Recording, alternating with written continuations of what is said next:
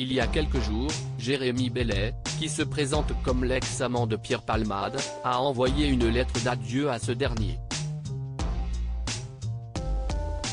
Ce mardi 11 avril, dans sa story Instagram, le jeune homme a décidé de dévoiler un extrait de celle-ci. Et le moins qu'on puisse dire, si est qu'il veut tirer un trait définitif sur cette histoire. Explication.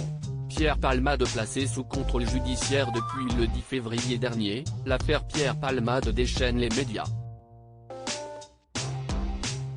Et pour cause, sous l'emprise de cocaïne, l'humoriste a provoqué un accident de la route. Celui-ci a notamment causé la perte du bébé d'une jeune femme enceinte et a entraîné l'hospitalisation d'un père et de son fils de 6 ans, tous deux lourdement touchés. Et le moins qu'on puisse dire, c'est que l'état de santé des passagers accidentés continue d'être inquiétant. Il faut dire que le petit garçon de 6 ans et demi pourrait souffrir de grosses séquelles à vie, tout comme le conducteur du véhicule percuté par le comédien. Visé par une enquête, Pierre Palmade a été placé sous contrôle judiciaire. Terré dans le silence depuis cette nuit où tout a basculé, Pierre Palmade ne reçoit la visite que de 2 personnes.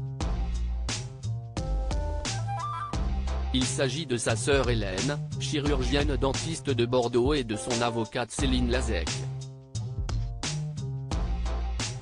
En revanche, les personnalités n'hésitent pas à prendre la parole dans les médias.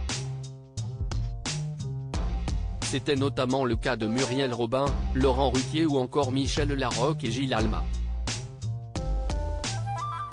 Mais le témoignage qui a le plus fait parler, c'est celui de Jérémy Bellet. Jérémy Bellet coupe les ponts avec Pierre Palmade au cours de sa vie amoureuse. Pierre Palmade a connu beaucoup de déceptions.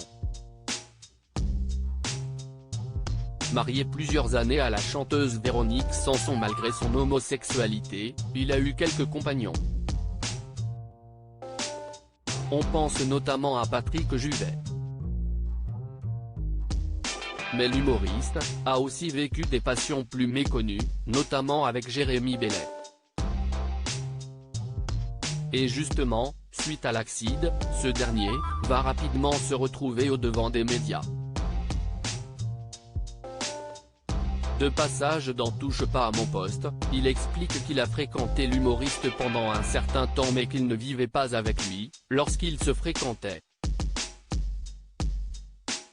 Par ailleurs, il a été témoin de la consommation d'alcool et de stupéfiants de l'artiste. D'ailleurs, selon Jérémy Bellet, Pierre Palmade avait en fait 2 visages. Celui de la journée et l'autre beaucoup plus sombre, celui du soir où il était rattrapé par ses démons.